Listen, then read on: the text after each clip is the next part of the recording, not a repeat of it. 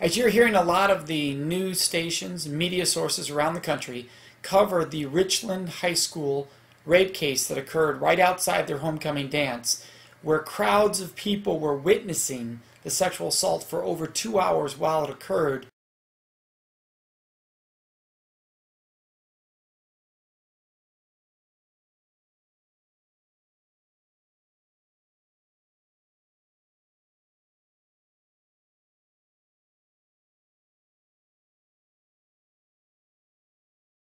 My name is Bystander and I am a sophomore in Richmond High.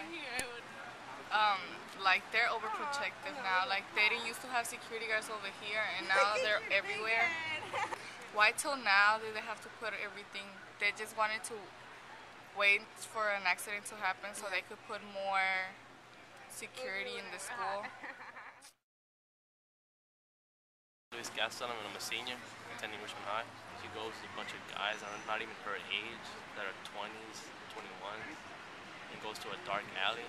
You were basically not asking for it, but something was going to happen.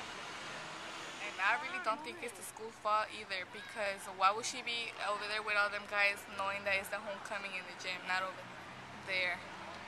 So that's what I think, that is her fault. Brenda Harris.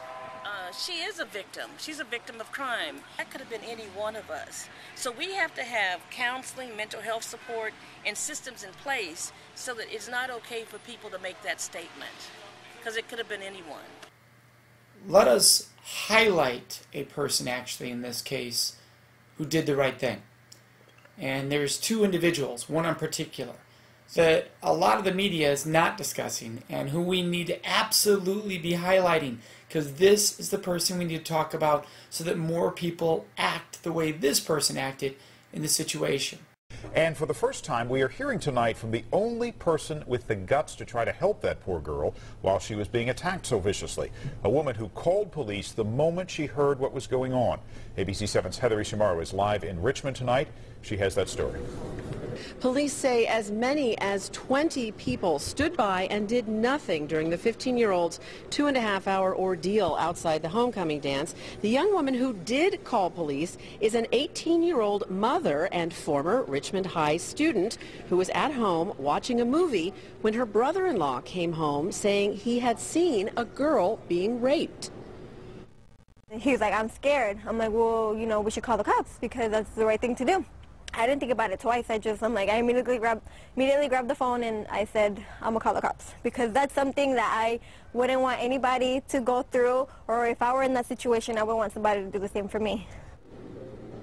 And Margarita says that after making that phone call, she walked over to the school to make sure that the police had arrived and that that girl was being taken care of.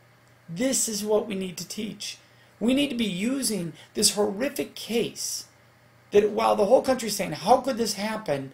And it's a good question.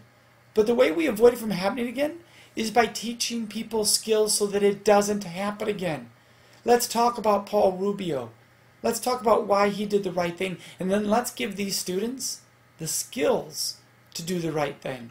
If you ever come across this in your own life, there are ways you can do it. It's just we need to teach students those skills on how to be a friend to anyone and everyone who needs it when we walk into those situations.